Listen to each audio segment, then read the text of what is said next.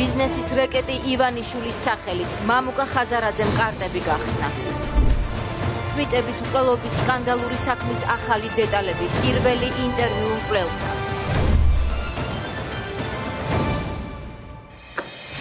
საუმჯდობს ეთერშია მთავარი 6-ზე მე ქეთი კვაჭანტირაძე ვარ. მამუკა ხაზარაძის სკანდალური ინტერვიუ მთავარ არხთან TBC-ის დამფუძნებელი დღეს 9-ზე პირველად მოყვება. როგორ მოუწყო ბიძინა ივანიშვილმა რეკეტი ბიზნეს 2018 წლის საპრეზიდენტო არჩევნების წინ და აიძულა პრობლემური სესხების სიმბოლურ ფასად ქართულ ბანკისთვის მიეყიდა. ხაზარაძის ინტერვიუ არაფორმალური მმართველობის პირდაპირ მტკიცებულებაა. სპეციალურად ცხრიანისთვის ამ თემაზე ნიშა სესიაშვილი მუშაობს და ახლა თემის მოკლე ანონსით პირდაპირ ეთერში გვერდება. გისმენთ. დიახ, მთავართან ექსკლუზიური ინტერვიუში მამუკა ხაზარაძე, მოძრაობა ლელოს დამფუძნებელი, დეტალურად იხსენებს თუ როგორ მოახვიეს საბანკო ინდუსტრიას, საბანკო სფეროს თავზე ეგრეთ წოდებული სესხების განულების პროგრამა. საკმაოდ ხმაურიანი განცხადება გააკეთა ჩვენთან ინტერვიუში მამუკა ხაზარაძემ და თქვა, რომ ეს პროგრამა, სესხების განულების პროგრამა იყო ბანკებისთვის საკმაოდ არასახარბიელო კომერციული თვალსაზრისით და მათ ძალიან მიზერულ ფასად მოუწიათ ეგრეთ წოდებული პრობლემური პორტფელის დათმობა ივანიშვილის ქართულ ფონდის მე შეგახსენებთ, რომ მამუკა ხაზარაძემ TBC ბანკი გამომდინარე პროკურატურის მიერ დაწყებული სისხლისამართლებრივი დევნიდან დატოვა. იქ მას აღარ უკავია რაიმე ოფიციალური თანამდებობა და სწორედ აი ამის გამო ალაპარაკდა ხაზარაძე ამ საკმაოდ ხმაურიან საქმეზე, თუმცა მისი განცხადებები მაინც უფრო ზოგადი ხასიათისაა და დეტალებს მაინც არ ყვება გამომდინარე იქიდან, რომ მას გარკვეული ვალდებულებები ბანკთან დაკავშირებით დარჩა. თუმცა ის, რასაც დღეს მამუკა ხაზარაძე საჯაროდ მთავართან ინტერვიუში ამბობს, საკმაოდ სკანდალურია შეიძლება ითქვას, რადგან მისი თქმით საბოლოო გადაწყვეტილების მიღება და საბოლოოდ ბანკების დათანხმება ამ საკმაოდ საეჭვო პროგრამაზე მოხდა უშუალოდ ფინანსთა მინისტრის კაბინეტში, საუბარია ვანო მაჭავარიანზე და მოხდა ეს უშუალოდ სახელმწიფო სტრუქტურების და უწყებების აქტიური ჩარევის და შეიძლება ითქვას ზეწოლის ქვეშ. მამუკა ხაზარაძე არ მორიდებია სიტყვა ზეწოლის ხსენებასაც ჩვენთან საუბარში და მან თქვა, რომ ბანკებს, კომერციულ ინსტიტუტებს უბრალოდ სხვა გზა არ ჰქონდათ გარდა იმისა, რომ დათანხმებოდნენ ქართული ოცნების მიერ შემოთავაზებულ ამ წინადადებას და დათანხმებოდნენ მმართველი პარტიის პოლიტიკურ დღის წესრიგს. 120 მილიონს ცვლით ახლობით 3 მილიონში აქ და ამის პროცენტს გიკეთებენ და პრაქტიკულად გაიძულებენ, რომ ეს გაკეთდეს და ეს გარიგება ხდება ფინანსთა მინისტრის კაბინეტში. პრაქტიკულად შეღავაც აკეთებს ბანკი და არა რომელიღაც ფონდი. უბრალოდ სხვა არჩევანს არ გიტოვებენ, პრაქტიკულად სახელმწიფო სტრუქტურების პრივატიზაცია გაკეთებული. მე შეგახსენებთ, რომ პრობლემური სესხების ჩამოწერის პროგრამა თითქმის ყველა საერთაშორისო თუ ადგილობრივმა დამკვირვებელმა შეაფასა როგორც ამომრჩევლის მოსყიდვის მცდელობა და ის თითქმის ყველა ანგარიშში მოხვდა, რომელიც სწორედ საპრეზიდენტო არჩევნების პერიოდში ეხებოდა. შეგახსენებთ იმასაც, რომ სწორედ ეს პროგრამა იქნა გააქტიურებული საპრეზიდენტო არჩევნების მეორე ტურის წინ და ერთგვარი მაშველი რგოლი აღმოჩნდა ქართული ოცნებისთვის.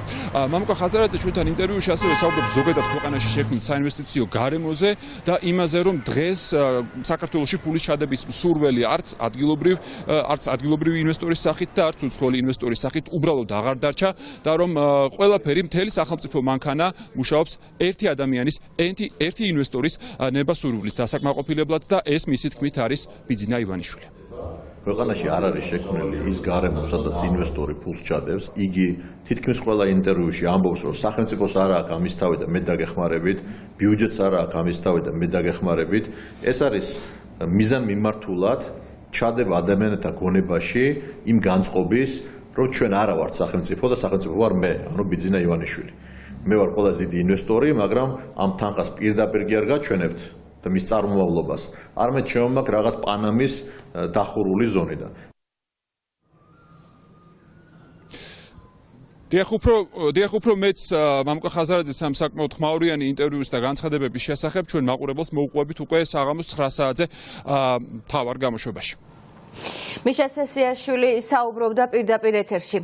და კიდევ ერთი ექსკლუზივი მთავარი არხის პირველი ინტერვიუ მკვლელთან, რომელიც ახლა ციხეში ამერიკის სამი მოქალაქის მკვლელობის ბრალდებით ზის. მალხაზ-კობაურის საქმის შესწავლის შემდეგ გამომძიებელ ჟურნალისტთა ჯგუფმა ბევრი უზუსტობა დაადგინა. კავშირების გამოქვეყნებულ მასალაში ჩანს, რომ მოწმეების ჩვენებების სიტყვა-სიტყვით დაკოპირებულია, რაც ეჭვს აჩენს, რომ მათზე გავლენა სამართალდამცველებმა მოახდინეს. სპეციალურად ცხრიანისთვის ამ თემაზე ქეთა ციცქიშვილი მუშაობს და რეპორტაჟს სწორედ დღის მთავარ გამოშვებაში ნახავთ. ქართულადაც ლაპარაკობდა ერთი რამდენიმე ადამიანი და რაიან მაიკლ სმით ეთყობა თავიანთი ენა იყო კი არ ესაუბრებოდა, უყვიროდა. სმიტსა წაართვეს ტელეფონი და მე უთხარ პოლიციელებს, რომ ტელეფონი წაართვეს, მეთქი ერთი ეგ დავინახე და რაღაცა საბუთები ამოაცალეს მეთქი ქარს და ჩანთიდან. ეს ორი სურათი რო არის თოფი რომ მიკიდია მხარზე. ხო. ეგ არის ეგ სურათები არის მკვლელების გადაღებული. ამდენი ადამიანი მოკლეს, მათ შორის პატარა ბავშვიც. შენ რატო გაგიშვეს? რა მიზანი ქონდათ, რომ შენ ცოცხალი დარჩენილიყავი? ჩემს გეწამოოსულ იყო საქმე. მათ ცოტა ხანი უნდათ დრო, სადღაც 1-2 კვირა წარჩილდნენ. და დაკითხვების ახალი სერია და პრეზიდენტის ადმინისტრაციის პირველი ჩინოვნიკი, რომელიც პროკურატურამ გამოკითხა. პრეზიდენტის საპარლამენტო მდივანმა უწყება 4 საათიანი დაკითხვის შემდეგ დატოვა. დიმიტრი გაბუნია დეტალებზე არ საუბრობს, რადგან ამბობს, რომ გაუთქმელობის ხელწერილს მოაწერა ხელი. გაბუნია სჯერა გამოძიების ობიექტურობის და აცხადებს, რომ ყველა კითხვას უპასუხა. გაბუნიამ დაანონსა, რომ გამოძიების დასრულების შემდეგ სამართლებრივ დავას თავად დაიწყებს იმ ადამიანების წინააღმდეგ, ვინც ის კორუფციულ მაქინაციებსა და სკანდალური სიის შედგენაში დაადანაშაულეს. დეტალურად მივაწოდე ინფორმაცია გამოძიებას, ის ინფორმაცია რაც მე მქონდა. რაც შეეხება გამოძიების შეკითხვებს და დეტალებს, მე მოვაწერე ხელი გაუთქმელობის ხელწერილს და მე არ მაქვს უფლება, რომ ჩემგან დამოუკიდებელი მიზეზების გამო თქვენ მოგახსენოთ თუ რასთან დაკავშირებით იყო შეკითხვები და კონკრეტულად რა პასუხები გავეცი. მე ვენდობი სრულად დღევანდელი დაკითხვის მერეც, გამოკითხვის მერეც მე დამრჩა ეს განცდა, რომ გამოძიება გულწრფელად გეტყვით არის დაინტერესებული გამოავლინოს შესაძლო დანაშაულში მხილებული პირები და 200%-ით ვენდობი საქართველოს გენერალურ პროკურატურას და გამოძიებას. მეორე, ჩემს ინტერესშივია და მე მოვითხოვე რამდენიმე დღის წინ, რომ მე დავეკითხეთ და დიდი მადლობა ამისთვის გამოძიებას. მესამე, მე დარწმუნებული ვარ, რომ გამოძიება დეტალურად უმოკლეს ვადებში დადებს დასკვნას და თუ შესაძლო დანაშაულში მხილებული პირები გამოიკვეთნენ, ისინი უმკაცრესად უნდა დაისაჯონ კანონის სრული სიმკაცრით. თუ გამოიკვეთა, უნდა დაიკითხოს აბსოლუტურად ყველა პირი. და მესამე, თუ შეიძლება მე შეკითხვებს გიპასუხებ. და მესამე, აქვე ვაცხადებ, როგორც კი დამთავრდება ეს გამოძიება. კანონის სრული სიმკაცრით, ყველა ის პირი, ვინც მე, დიმიტრი გაბუნია, ჩემი სახელი და გვარი, გარია ამ ბინძურ ცილის წამებაში, კანონის სრული სიმკაცრით აგებს პასუხს. პირადად მე შევიტან განცხადებას პროკურატურაში და პირადად მე შევიტან სარჩელ სასამართლოში. ეს თემა ესე არ დამთავრდება, პირადად ჩემთვის, დიმიტრი გაბუნიასთვის ეს ისევ მეორება არის სიკვდილ სიცოცხლის საკითხი. პროკურატურაში შეწყალების სკანდალურ საქმეზე დღეს კიდევ ერთი დაზარალებული იმყოფებოდა. გამოძიების კითხვებს ბათუმში მოყოლი პოლიციელის თარაშ მუყბანიანის მეუღლე პასუხობდა. უცნობია რა კითხვები ჰქონდა მასთან. პროკურატურას მოყოლის მეუღლემ უწყება კომენტარის გარეშე დატოვა. უცნობია ისიც, მისცა თუ არა თამარ კაცაძემ თანხმობა დევაძის შეწყალებაზე.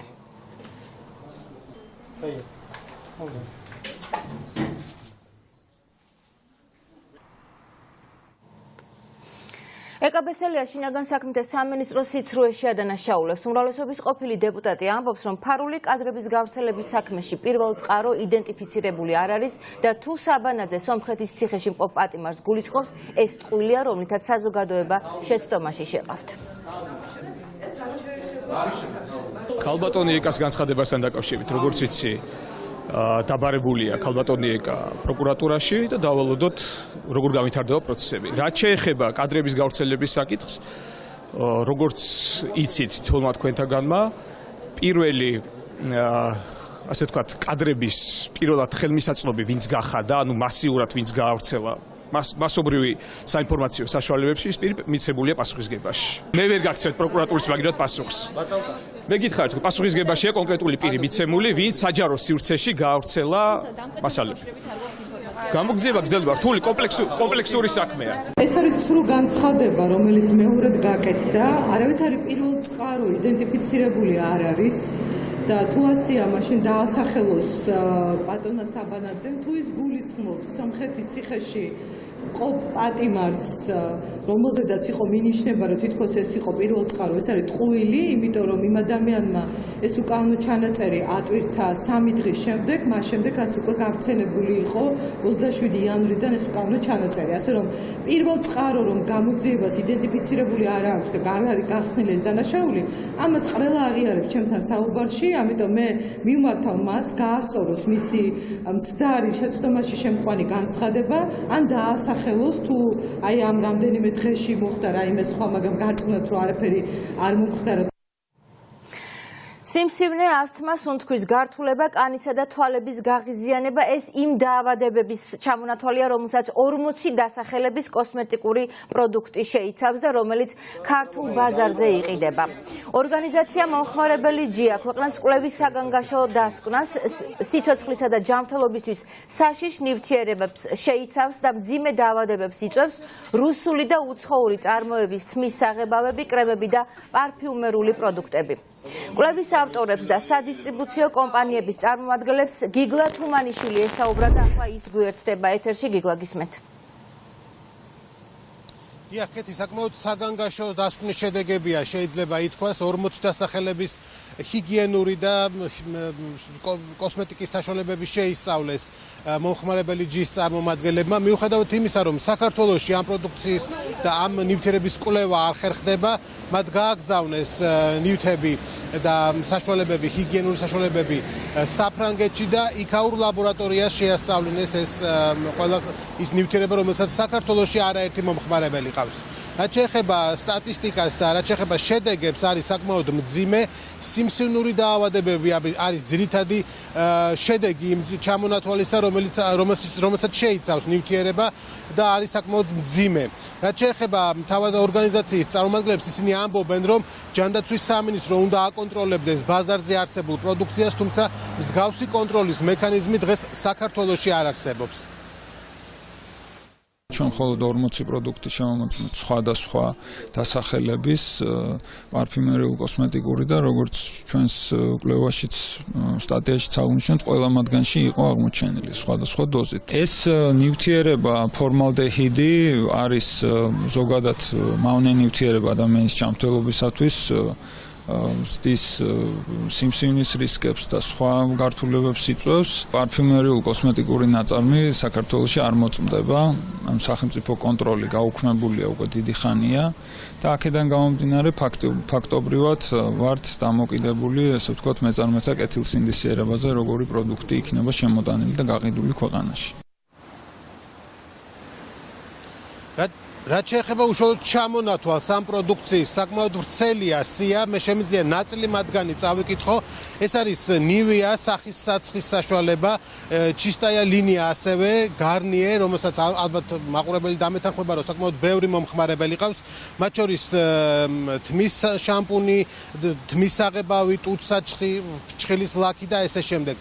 საკმაოდ ვრცელია, როგორც უკვე გითხარით, ჩვენ დღეს გავედით იმ ობიექტებზე, საიდანაც მომხმარებელი ჯი ამოიღო შერჩევითი პრინციპით ეს პროდუქცია და გაგზავნა ლაბორატორიაში, როგორც უკვე გითხარით, ადგილზე დისტრიბუტორმა კომპანიებმა და თავად რეალიზატორებმა არც იციან, რომ თქვათ მსგავსი შემადგენლობის ნივთიერება შეიძლება იყოს იმ პროდუქციაში, რომელსაც ისინი ყიდიან და სწორედ ამის გამო ამბობენ, რომ მათ რეალურად დღეს სახელმწიფო არ სთხოვს, რომ მოხდეს კონტროლი იმ შემადგენლობის, რომელსაც შეიცავს პროდუქცია, რომელსაც ისინი ყიდიან ბაზარზე.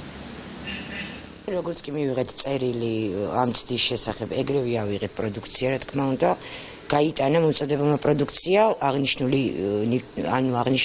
ტუჩსაცხი, ჩვენთან იყო მარტო ეს და მიმდინარეობს ახლა მოკვლევა, ანუ თვითონ გადააგზავნეს იქ მწარმოებლებთან და მიმდინარეობს მოკვლევა. ისინი ამტკიცებენ, რომ არის შეცდომა თვითონ ანოტაციაში და ეს ყველაფერი იქნება გასწორებული, გამოკვლეული, რა თქმა უნდა, ამტკიცებენ, რომ ეს ნივთიერება არ არის ამ შემადგენლობაში წარმოებელი. სანამ არ გაირკვევა და არ დაიდება ის საბუთი, რომ არაფერი აბსოლუტურად არ არის მსგავსი შემადგენლობაში, მანამდე არც იქნება რეალიზაციაში. თქვენ არ გიჩნდებათ კითხვა, რა უნდა მიყიდოთ თქვენს მომხმარებლებს? ეხლა რა პრობლემაა ეხლა ჩვენ მაგას ყიდის მთელი საქართველო და მთელი ნებისმიერ მარკეტში იყიდება ეს პროდუქცია, ხო? ეხლა არ მომითხოვია არავისთვის, ვისაც თუ დამჭირდა დაუშვათ სერტიფიკატი რაღაცაზე, შემიძლია მოვატაინო ყველას, ხო? არ დაგჭირვებია? ნუ არ დამჭირვები, არ მოუთხოვია. ანუ არ დაინტერესებულ ხართ რა შეიძლება? მე რა შეუნდა დავინტერესდე, მიდის ყველაფერი, შემოდის შემოწმეული, საბაჟოს რო გამოდის და ვიხდი ყველაფერს. აბსოლუტურად შემოწმებული საქონელი მოდის, ვყიდი ჩვეულებრივად როგორც ყიდის ყველა. შესაბამისობის სერტიფიკატი თუ მოგითხოვიათ ამ ფირმისთვის, როდესაც შემოაქვთ ეს? აი, არასდროს არ მოგითხოვია, იმიტომ რომ არ იყო ასეთი ამბავი ამ პროდუქციაზე. ეხლა აღმოჩნდა პარაბენები, არა. არც ყოფილა ამაზე არაფერი, არც გაფრთხილება არაფერი, რომ თქვენ ეს უნდა შეამოწმოთ და ისე მიიღოთ. ეხლა დაიწყო ამაზე ერთი ამბავი. რაც გაიგეთ, რა შეიცავს ეს ამალფის პროდუქცია შემოიტანეთ ისე? აღარ შემოგვიტანია იმის მერ და დავრეკეთ და დაჟე თქვენს რომ გავიტანთ უკან საქონელს. მაგრამ გაყიდაში კიდევ. ხო, გვიდევს. ანუ ახლა რომ შემოვიდეს მომხმარებელი მიყიდით. ხო, რა თქმა უნდა, მივყიდით. სამედიცინო დასახელებით ნივთიერება ფორმალინი არის ის ნივთიერება, რომელიც აღმოჩნდა, როგორც უკვე გითხარით, 40 დასახელების კოსმეტიკურ და ჰიგიენურ საშუალებებში, რომელიც არაერთი რაოდენობით იყიდება საქართველოში, მათ შორის ბაზრობებზეც და მათ შორის ბრენდულ მაღაზიებშიც. გიგლა თუმანიშვილი საუბრობდა პირდაპირ ეთერში.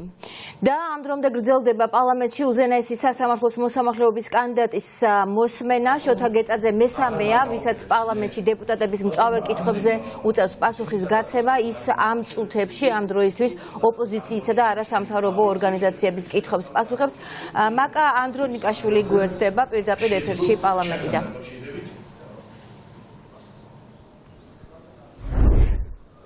უზენაესი სასამართლოს მოსამართლეობის კანდიდატი შოთა გეწაძის მოსმენა საქართველოს პარლამენტში უკვე 8 საათზე მეტია მიმდინარეობს. ამ დროისთვის გეწაძე არასამთავრობო სექტორის წარმომადგენლების კითხვებს პასუხობს. მანამდე კი მას შეკითხვები დამოუკიდებელმა დეპუტატებმა დაუსვეს. გედევან ფოფხაძე დაინტერესდა 2011 წლის პერიოდის, მაშინ როდესაც შოთა გეწაძემ ბიძინა ივანიშვილის მოქალაქეობასთან დაკავშირებით გადაწყვეტილება მიიღო და ქართული ოცნების თავმჯდომარეს საქართველოს მოქალაქეობა შეუჩერა. გედევან ფოფხაძე ფიქრობს, რომ გეწაძე სპეციალურად იქნა შერჩეული მაშინდელი ხელისუფლების მხრიდან, რადგან მან პოლიტიკური დაკვეთა შეასრულა. გედევან ფოფხაძის ამ შეფასებას არ ეთანხმება თავად მოსამართლეობის კანდიდატი. გეწაძე ამბობს, რომ მან ემოქმედა კანონის სრული დაცვით. რაც შეეხება სხვა საკითხებს, დამოუკიდებელი დეპუტატები ასევე დაინტერესდნენ დღეს სასამართლოში არსებული ვითარებით. გარდა ამისა, ბექა ნაცვლიშვილმა მას თხოვა შეფასება იუსტიციის უმაღლესი საბჭოს წევრის მოსამართლე მეთოფიშვილის პოლიტიკურ შეფასებებზე. ოპოზიციის ლიდერების მისამართით ნაცვლიშვილი დაინტერესდა არის ეწინააღმდეგება თუ არა მეთოფიშვილის განცხადებები სამოსამართლეო ეთიკას. სააკაშვილი მაშინ რა იყო და როგორ მართავდა პროცესებს ჩვენ ყველამ ვიცით და თქვენც იცით ალბათ, ხო? ახლა თქვენ ხო სხვა პლანეტაზე არ ცხოვრობდით, თქვენ საქართველოში ცხოვრობდით. აქედან გამომდინარე მე მაინტერესებს, მან არ გამოიყენა მანიპულაციის საშუალებები, მიუშვა პროცესი, თქვენი პრინციპულობის იმედი ჰქონდა, იცოდა რომ თქვენ კანონის მიმართ ისეთი იდეური მხარდამჭერი ხართ, ყველა შემთხვევაში კანონიერად მიიღებთ, ეს ძალიან კანონიერი საქმეა და ამას მიენდო? არ ვიცი. არ იცით? არ ვიცი. კარგით, მაშინ მოდი ასეთ დაგისვათ შეკითხვას. ამ საკითხის პოლიტიკურ მნიშვნელობას და ისტორიულ მნიშვნელობას თუ აღიქვავდეთ მაშინ? ჩემთვის მოსამართლისთვის პერსონიფიცირება არ შეიძლება. დაუშვებელია. მე ხელმძღვანელობ კანონმდებლობით, კონსტიტუციით, ადამიანის უფლებებით და ამ უფლებებიდან გამომდინარე მე პერსონიფიცირება. კანონში წერია რომ თქვენ საქმე უნდა განიხილოთ ყოველ მხრივ. ხო არის ესეთი ფორმულირება? ყოველ მხრივი განხილვა საქმის მოიცავს მის მასშტაბურობას, მნიშვნელობას და თუნდაც ისტორიულ ხარისხს. თუ მიგაჩნიათ რომ ეს უნდა გამოაცალოთ ყოველმხრივობას და დატოვოთ მშრალი კანონი. გარკვეულწილად მოიცავს და მე გარკვეულწილად მოიცავს, თუმცა არ ჩემი აზრით არ შეიძლება აი ამ ყოველმხრივობის ამ გაგებამ, რაც თქვენ ბრძანეთ, გადაწონოს სამართლებრივი თუ სამართლიანობის პრინციპი. მე წეგან ვახსენე, რომ მე შეიძლება ჩემი განწყობები მქონდა ამ საკითხთან დაკავშირებით, მაგრამ მე მივიღე კანონიერი გადაწყვეტილება. სააკაშვილის მმართველობა იყო ავტორიტარული მმართველობა თუ იყო დემოკრატიული მმართველობა? მესამე ვარიანტი არ არსებობს? მე ავიცი ხარ ძირითადი ტიპები რაც არსებობს ერთ-ერთი ჩამოგითვალეთ. თუ გინდათ მითხარით, თავის ჰიბრიდული, რავი, ისი თქმა გინდათ, ეგ მითხარით. მესამესაც ველოდებით თქვენგან თუ მეტყვით. ჩემი პასუხი ერთდროულად არის როგორც კონსტიტუციური სამართლებრივი, ასევე პოლიტიკური. კარგით.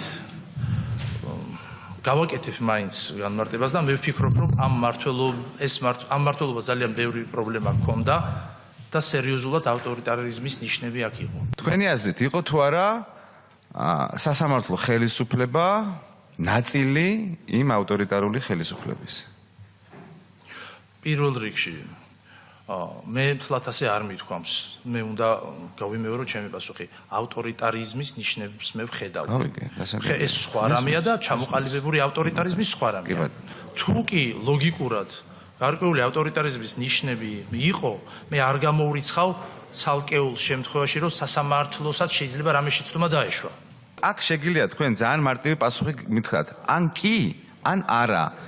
შუა არ გამოვა. ეს შეკითხვა კითი და არათი არ შემოიფარგლება და ჩემგან ამაზე დათანხმება შეცდომა იქნებოდა. როდის ხდება ხოლმე ავტორიტარიზმი? აი, ამ დროს რა ხდება? რა ირღვევა, ან რა ფუჭდება თქვა სახელმწიფოში? სადაც ავტორიტარიზმი არის მმართველობის ისეთი ფორმა, სადაც ძალთა ბალანსი, დემოკრატიული ბალანსი, ურთიერთგაწმენდების და ასე შეკავების მექანიზმები მოშლილია, არ არსებობს და გადაწყვეტილებას იღებს ერთი ავტორიტარი. როგორ წარმოგიდგენიათ, ქვეყანა თქვენ აღქმაში იყოს ავტორიტარული და ამავდროულად არ ქონდეთ იმის განცდა, რომ სასამართლო ხელისუფლება იყოს, თქვათ, ამ შემთხვევაში მოქცეული ამ ადამიანის ხელში, თან სასამართლო დამოუკიდებელი არის თქვენს აღქმაში და თან თქვენს აღქმაში ქვეყანა ავტორიტარული არის. შეგიძლიათ ასეთი ქვეყნის მაგალითი მოგვიტანოთ? მე არ დამინახია ასე ვთქვათ აბსოლუტური ავტორიტარიზმი და მე ვთქვი ავტორიტარიზმის ნიშნები იყო. აქედან გამომდინარე ზუსტად ამ პროპორციით ვისაუბრე სასამართლოში არსებულ პრობლემებზე. ანუ კარგ ნაწილობრივ ასე ვთქვათ. ეს არის ჩემი პასუხი. ეხლა თქვენ თუ ცდილობთ თქვენთვის სასარგებლო პასუხის მიცემას, მე ბოდიშს კი გიხდით, მაგრამ ვერ დაგეთანხმებით. შოთა გეწაძეს კითხვით მიმართა იურიდიულ საკითხთა კომიტეტის თავმჯდომარემ ანრი ოხანაშვილმა მოსამართლეობის კანდიდატს თხოვა დაესახელებინა ის მიზეზები, რის გამოც პარლამენტმა ის უზენაეს სასამართლოში უვადო მოსამართლედ უნდა განამწესოს, რაზეც შოთა გეწაძემ განაცხადა, რომ მისი მოსამართლეობის პერიოდში იქნება სწორი და სამართლიანი მართლმსაჯულება. ჩვენ რატომ უნდა მოგანიჭოთ თქვენ უპირატესობა? მე ვგრძნობ, რომ ჩემს მიერ განხორციელებული მართლმსაჯულება იქნება კარგი უზენაეს სასამართლოში, რაშიც მე რამდენიმე ფაქტორი მარწმუნებს მოსამართლისათვის ძალიან სასიხარულოა, როდესაც მადლობასაც იმსახურებს მოსამართლე მათ შორის წაგებული მხარისაგან. სხვადასხვა, ეხლა მე აღარ დავაკონკრეტებ სხვას, მაგრამ როდესაც ასეთ პროფესიულ სიამოვნებას განიცდის მოსამართლე, როდესაც ის რაღაც მომენტში მიხვდება, რომ მეტიც შეუძლია და თუ კი მიიღებს ამ მეტის გაკეთების შესაძლებლობას, ეს კარგი იქნება ზოგადად ძალიან ბევრისათვის.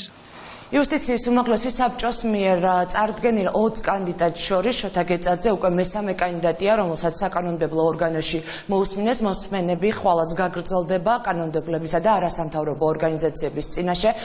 მირანდა ერემაძე წარდგება. მაკა ანდრონიკაშვილი პარლამენტიდან საუბრობდა და იურიდიული კომიტეტის ხდომაზე, სადაც უზენაეს სასამართლოს მოსამართლეობის კანდიდატს უკვე 8 საათია უსმენენ. დღეს ხმაური იყო ერთმანეთს კომიტეტის თავმჯდომარე ანრი ოხანაშვილი და დამოუკიდებელი დეპუტატები დაუპირისპირდნენ. მიზეზი რეგლამენტი გახდა. ეკაბესელიამ ანრი ოხანაშვილი რეგლამენტის დარღვევაში დაადანაშაულა. მოგვიანებით კი დაპირისპირება ოხანაშვილსა და ნაცვლიშვილს შორის მოხდა.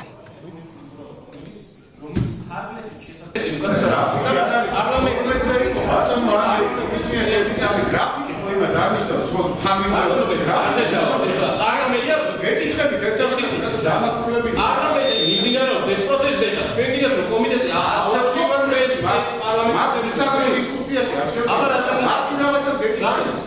მე რომ გავიდე და დავბრუნდე და იყოს სხვა ფრაქციის დრო. მას უშლება რომ დავსვა, რადგან დათვლილი არ ქონდა რომ 2 საათზე დაიწყება და იმიტომ რომ მე როგორც მითხარი 12 საათზე დაიწყება. ეს სამბარი და უსწავლო მსჯელობა თუ კი ვინმე მე გავიდე.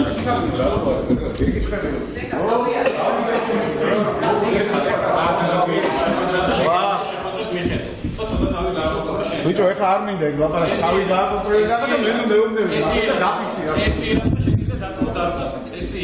ესია ბიჭო, შენ ლენო მომიწოდებნე. ეს ზედმეტი მოაწყვე, ზედმეტი უფლება შეცავს. მარტივი ხაზი და მარტივი პასუხი გამეცი. შენი სასწავლებელი არაფერი არ მოხდა, გარანტიის ევრებას მოაქვს. ნახე რა თავზე აუვარდა, თავში აუვარდა უკვე ყველაფერი. ბიზნესმენიშვილისთვის მოქალაქეობის ჩამორთმევა კანონიერი იყო. ასე უპასუხა მოსამართლეობის კანდიდატმა უმრავლესობის კითხვას, რატომ შეუჩერეს ქართული ოცნების ლიდერს 2012 წელს საქართველოს მოქალაქეობა. დეპუტატები ითხოვდნენ შოთა გეწაძეს ეღიარებინა, რომ ზეწოლის გამო პოლიტიკური გადაწყვეტილება მიიღო და ამის გამო მორალურ პასუხისმგებლობას გრძნობდა, თუმცა კანდიდატმა თქვა, რომ დღესაც იგივე გადაწყვეტილებას მიიღებდა. უნდა შევეხოთ თქვენს გადაწყვეტილებას ქართული ოცნების დამფუძნებლის ბიძინა ივანიშვილის მოქალაქეობის ჩამორთმევასთან დაკავშირებით. ფიქრობ თუ არა ეს გადაწყვეტილება იყო სამართლებრივად გამართული და კანონიერი? ეს იყო მაშინდელი კანონმდებლობით კანონიერი გადაწყვეტილება. კი ბატონო, გავიგეთ, კანონიერი იყო, მაგრამ სამართლიანი იყო თუ არა ეს გადაწყვეტილება? მოქალაქეობა არ არის ის უფლება, რომ ჩვენ სამართლიანობაზე ვისაუბროთ განსხვავებით სხვა უფლებებით. იმ ვითარებაში, რომელიც მაშინ საქართველოში იყო სამართლიანი და კანონიერი, ეს ამ შემთხვევაში ერთმანეთს ემთხვეოდა.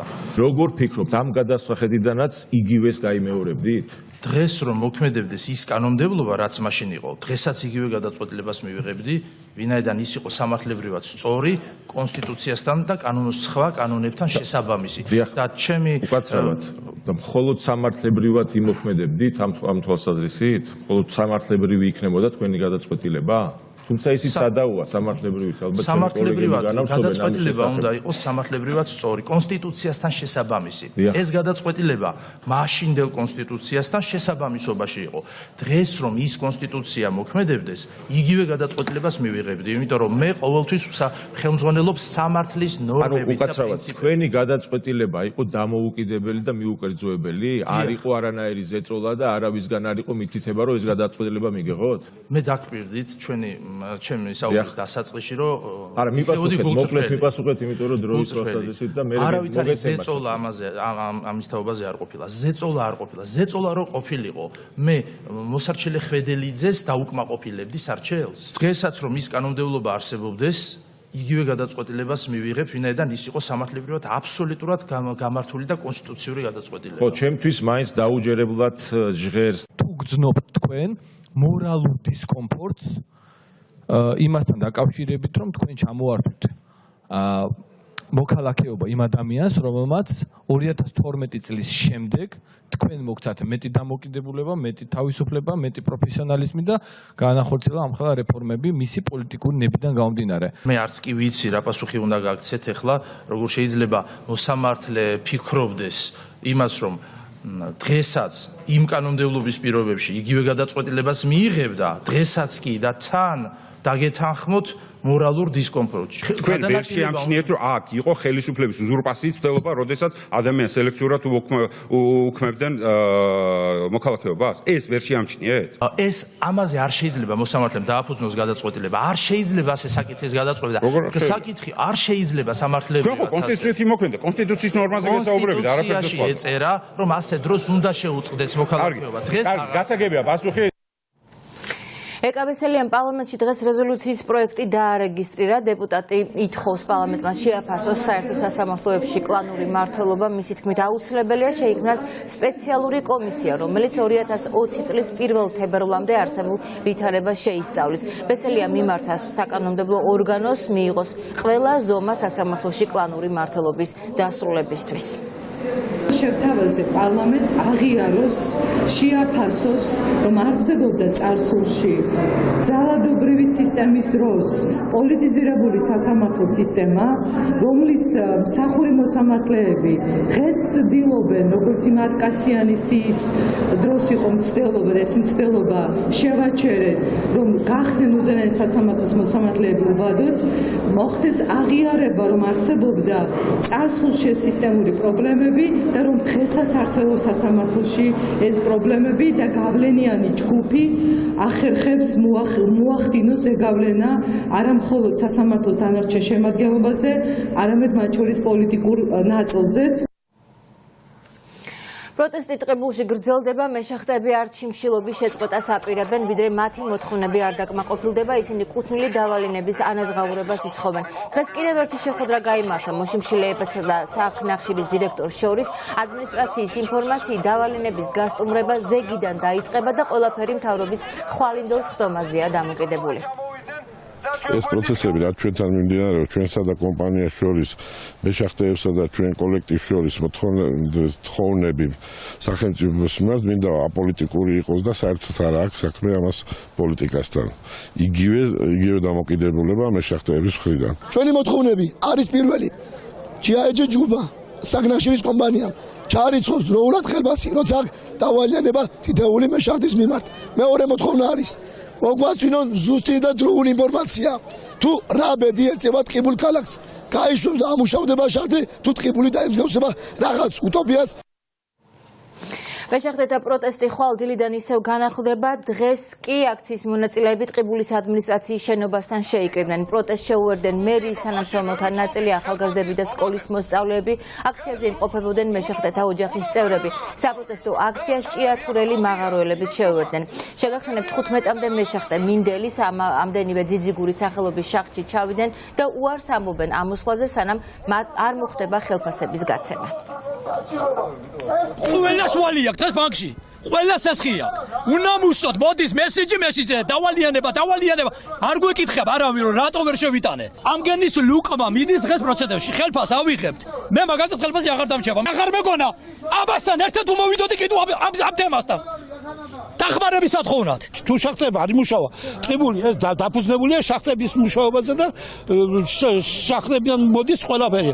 თუ მაღაზიები, თუ ხალხს ბანკებიდან ვალები აქვს აღებული მაღაზიებში, გაიარეთ მაღაზიებში, რამდენი ნისიები აქვს ხალხს.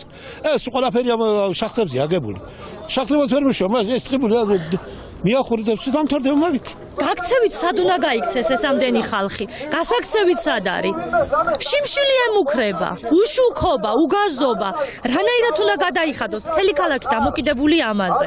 ერთიანობისთვის არის ძალიან მნიშვნელოვანი და მოტივაციისთვის, რადგან ყველა ერთმანეთს მოტივაციას აძლევს. ჩვენი სკოლიდან ძალიან ბევრი ბავშვი წამოვიდა. ჩვენი სკოლა თითქმის ყველა აქ ვართ. ხელისუფლება კეთილი უნდა ინებოს, ეს გასკელებული უკანალები გაანძრიონ და იფიქრონ ტყიბულის გადარჩენას. ტყიბული საერთოდ წაიშლება რუკიდან, საქართველოს რუკიდან, თუკი დროზე თუ შახტა არ უნდათ, მაშინ იმუშაონ ალტერნატიულ სამუშაოს შექმნაზე, ტურიზმის განვითარებაზე, რა ვიცი, წალკოტი ქალაქია.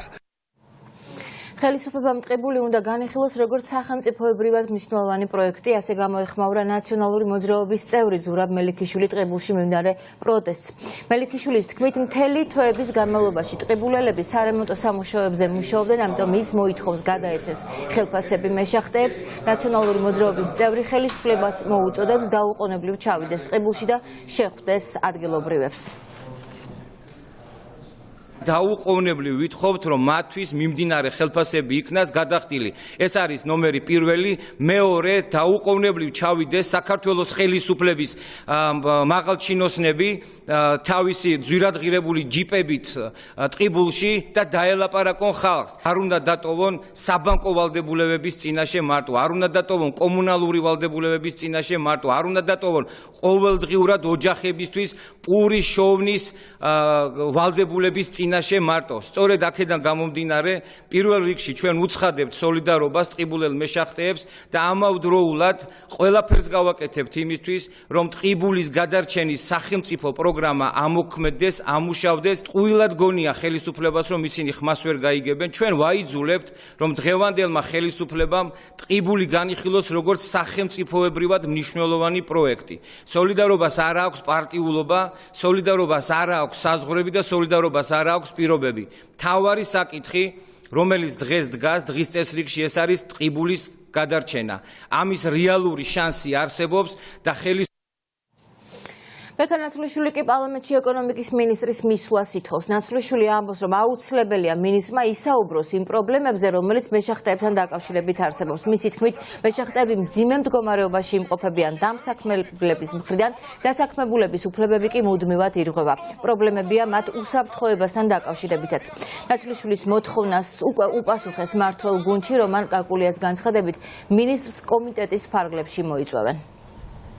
ტყიბულთან წავიდა სახელმწიფო საკმაოდ დიდ დათმობებზე, რომელიც უნდა ყოფილიყო სწორედ საფუძველი უსაფრთხოების ნორმების გაუმჯობესება და სახელმწიფო პოლიტიკის ერთხელ და სამუდამოდ გადაჭრისა. ეს პირველი შემთხვევა არ არის, მე ხშირად მირეკავენ ტყიბულელები, ამასთან დაკავშირებით ხელფასები უგვიანდებათ, ამიტომ გარდა ამისა, რომ ზოგადად ტყიბულთან დაკავშირებულ და ჭიათურასთან დაკავშირებულ პრობლემებზე ვისაუბროთ, ქალბატონ ნათიასთან, გარდა ამისა მე მაქვს სურვილი და ეს დრო დადგა უკვე, რომ ერთხელ და სამუდამოდ ვისაუბროთ ზოგადად მთლიანად სამთავრობო სფეროს განვითარებაზე და კონკრეტულად ამ შემთხვევაში ტყიბულზე, იმიტომ რომ ტყიბულში როგორც მოგეხსენებათ, სხვა დამსაქმებელი თითქმის არ არსებობს. ეს ადამიანები არიან როგორც ჭიათურაში, აგრეთვე მსხვილი დამსაქმებელი არის. ეს ადამიანები არიან კერძო კომპანიების იმედის ამარა. მე მაშინაც ვამბობდი, თუ კერძო კომპანიები ვერ ერთმევენ თავს თავიანთ ვალდებულებას, მას სახელმწიფომ უნდა აიღოს პასუხისგებლობა, მოახდინოს ამ საწარმოების ნაციონალიზაცია და ასე შემდეგ. სხვანაირად, ესე იგი, ეს ადამიანის უმუშევრობრივ რჩებიან და ის რესურსიც აი ესე უყაირათოდ გამოყენებული ხდება. საკითხი, რასაც ასეც იყო გაკეთებული კომენტარი, ჩემი ამ სესიის დღის წესრიგში შედაც იდგა, იმიტომ რომ ისაც ძალიან მნიშვნელოვან თემასთან გვაქვს საქმე, იქ მიმდინარე პროცესები არა მარტო დღეს და გუშინ განვითარებული პოვნების გამო, მაგრამ ზოგადად ის პროცესები საკომიტეტო მოსმენას იმსახურებს ნამდვილად. მე ხვალ მაქვს შეხვედრა ქალბატონ ნათიასთან ამ და სხვა მიმდინარე საკითხებზეც და მიზანშეწონილობას დროის იქიდან გამომდინარე რა ღონისძიებებიც აქვს დაგეგმილი თავად მთავრობას, ჩვენ შევთანხმდებით, მაგრამ ვეთანხმები, რომ აუცილებლად საჭირო მთლიანობაში კომიტეტმა მოისმინოს სამომავლო გეგმებიც, აქამდე მიღწეული შედეგებიც, იქ კვლევები ჩატარდა, იცით თქვენ უკვე დიდი ხანია კვლევის შედეგების სახეზე, აქედან გამომდინარე ვინ რა გაითვალისწინა ამ კვლევის შედეგებიდან, რა გეგმებია სამომავლოდ, პარლამენტის დარგობრივი ეკონომიკის კომიტეტი ნამდვილად ის ადგილია, სადაც ამ ყველაფერზე შემაჯამებელი შეხვედრა უნდა გაიმართოს. ევროპული საქართველოს ერთ-ერთი ლიდერი ელენე ხოშტარია გდანის მერვე დაწესებულებაში 20 ივნისის საქმეზე დაკავებულების მოსანახულებლად მივიდა. ელენე ხოშტარია უკვე მეოთხედ შევიდა საპატიმროში და დაინტერესდა პატიმრების ჯანმრთელობის მდგომარეობით. დღეს 10-მდე დაკავებულს გაესაუბრა. ხოშტარია ამბობს, რომ არ არსებობს არანაირი საფუძველი ამ ადამიანების ციხეში ყოფნისა და ისინი პოლიტიკური პატიმრები არიან. შემოვედი ისევ გავრილოვის პატიმრებთან, მათი უდიდესი ნაწილი მოვინახულე და ასევე ირაკლი ოქროშვილის ძღოლი, რომელიც ასევე არის პოლიტიკური დევნის მსხვერპლი, იმიტომ მას ჩაუდეს იარაღი იმისთვის, რომ დაეკავებინათ. რა თქმა უნდა, მიმდინარეობს სასამართლოები, ეს ადამიანები ყოველ ჯერზე სასამართლო პროცესზე აწყდებიან წარმოუდგენელ უსამართლობას, როგორც იმ თვალსაზრისით, რომ გაუგებარია წინასწარში რატომ უნდა იწყდნენ, მით უმეტეს, ვთქვათ, იგივე ჯიქური ჯანმრთელობის მდგომარეობა წარმოუდგენელი არ იძლევა იმის საშუალებას, არ არის არანაირი აუცილებლობა, რომ ციხეში იყოს ამ მდგომარეობაში და გარდა ამისა მტკიცებულებებიც არის, რა თქმა უნდა, აბსოლუტურად გამოგონილი და ძალიან ცალსახარო ეს ადამიანები არიან პოლიტიკური მძევლები. რატომ არის პასუხისმგებაში მიცემული 20 ივნისის სისხლიან მოვლენებზე მხოლოდ 3 პოლიციელი? შინაგან საქმეთა მინისტრის პირველი მოადგილე ამბობს, რომ გამოძიებამ ამ ეტაპზე მხოლოდ მათი ბრალეულობა გამოკვეთა. რაც შეეხება დაზარალებულებისთვის სტატუსის მინიჭებას, აბანაძე ამბობს, რომ ეს საკითხიც მხოლოდ გამოძიების დასრულების შემდეგ გადაწყდება. დაზარალებულად ცნობას აქვს შესაბამისი სამართლებრივი პროცედურები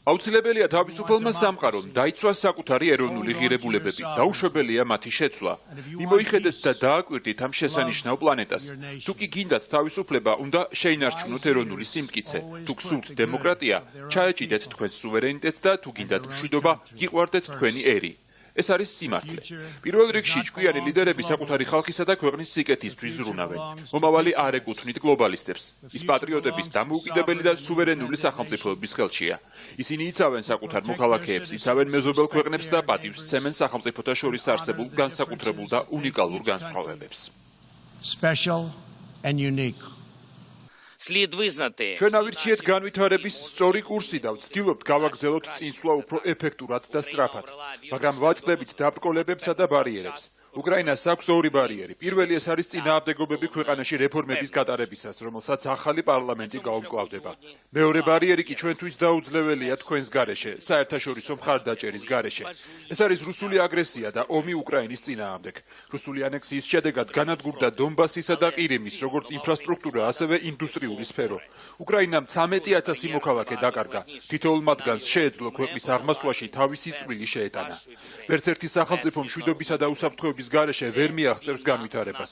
შეუძლებელია წინსვლა იქ, სადაც ტყვიების ზუზუნი და ბომბების ხმა ისმის და სადაც აგრესიული გეოპოლიტიკური სტრატეგია მუშაობს. იქ, სადაც მიესალმებიან სხვა ქვეყნის მიერ ადამიანის უფლებებისა და თავისუფლების დარღვევას. ადამიანის უფლებათა დაცვისა და მონიტორინგის დეპარტამენტმა 2019 წლის 6 თვის ანგარიში წარადგინა. ანგარიშის მიხედვით გაზრდილია შინაგან საქმეთა სამინისტროში ძალადობის მიმართვიანობა, ოჯახში ძალადობის მიმართულებით 5,000 შემაკავებელი ორდერია გაცემული, 3,000 შემთხვევაზე გამოძიებაა დაწყებული, გაზრდილია ასევე სექსუალური ძალადობის ფაქტებზე მიმართვიანობაც. გაიზარდა ქალთა მიმართ ოჯახში ძალადობის შემთხვევებზე მომართვიანობის მაჩვენებელიც. გაიზარდა შემაკავებელი ორდერებისა და სისხლის სამართლებრივი დევნის დაწყების სტატისტიკაც. განხორციელდა საკანონმდებლო ცვლილებები, რომლის საფუძველზეც გამკაცრდა პასუხისმგებლობა ოჯახში ჩადენილი დანაშაულისა და დისკრიმინაციული დანაშაულის მიმართულებით. დაიწყო განხორციელება სხვა კატეგორიის დანაშაულების, როგორც არის ადამიანის სიცოცხლისა და ჯანმრთელობის წინააღმდეგ მიმართული დანაშაულის გამოძიების ხარისხის მონიტორინგიც. ოჯახში ძალადობისა და ქალთა მიმართ ძალადობის საქმეებზე 2019 წლის პირველ 6 თვეში გამოცემულია 5,399 შემაკავებელი ორდერი, რაც მნიშვნელოვნად აღემატება 2018 წლის ანალოგიურ პერიოდს. ასევე 2019 წლის პირველ 6 თვეში გამოძიება არის დაწყებული 3,000-ზე მეტ სისხლის სამართლის საქმეზე და ესეც აღემატება 2018 წლის ანალოგიურ პერიოდს. რაც შეეხება სექსუალური ხასიათის დანაშაულებს, ამ მიმართულებითაც გამოვლენის მაჩვენებელი მნიშვნელოვნად გვაქვს გაზრდილი. მნიშვნელოვანი გამოწვევა გახლავთ ჯერ კიდევ ქალთა მიმართ ძალადობის, ოჯახის ძალადობის დანაშაულების ლატენტურობა და ჩვენი ძირითადი მიზანია აღნიშნული დანაშაულები მაქსიმალურად გამოვლენადი გავხადოთ. სწორედ ჩვენ ფუნქციას წარმოადგენს ეფექტიანი გამოძიების ჩატარების მიზნით კონტროლის განხორციელება. ამერიკის დემოკრატიული პარტია პრეზიდენტ დონალდ ტრამპის იმპიჩმენტის პროცედურას დაიწყებს. საქმე ეხება თეთრი სახლის ლიდერსა და უკრაინის პრეზიდენტს შორის შემდგარ სატელეფონო საუბარს, რომელიც ხვალგასაჯაროვდება. ამერიკული მედიის ვარაუდით, დონალდ ტრამპი უკრაინას იარაღით მიწოდების შეჩერები დაემუქრა, თუ უკრაინული პროკურატურა ჯო ბაიდენის შვილის მიმართ გამოძიებას არ დაიწყებდა. დემოკრატების განცხადებით, ეს არის ქვეყნის სირცხული და ერთადერთი გამოსავალი იმპიჩმენტია.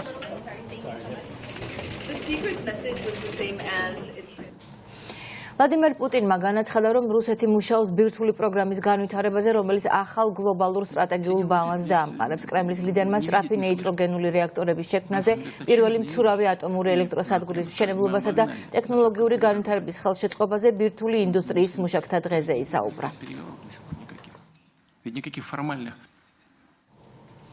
ჩინეთში დასინის საერთაშორისო აეროპორტი ოფიციალურად გაიხსნა. ახალი აეროპორტი, რომელიც ცნობილი არქიტექტორის ზაჰი ჰადიდის პროექტით აშენდა, პეკინიდან 46 კილომეტრის მოშორებით არის განთავსებული. ახალ აეროპორტს 4 ასაფრენი ბილიკი აქვს. 2025 წლისთვის ის წელიწადში 72 მილიონ გზავს უნდა მოემსახუროს. მომავალში კი ეს რიცხვი 100 მილიონამდე გაიზრდება. პროექტის განხორციელება 63 მილიარდი დოლარი დაჯდა. მშენებლობა 5 წელი გაგრძელდა.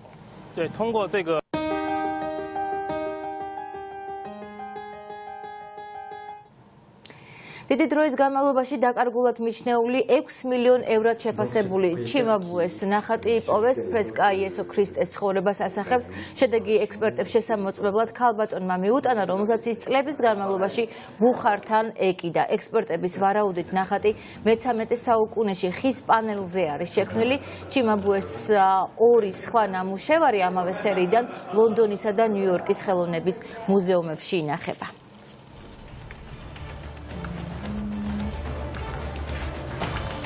ასეთი იყო მთავარი ეგვზე. მთავარი პირდაპირ ეთერში გაეროში სალომე ზურაბიშვილის სიტყვით გამოსვლის დაწყებისთანავე დაბრუნდება დროებით.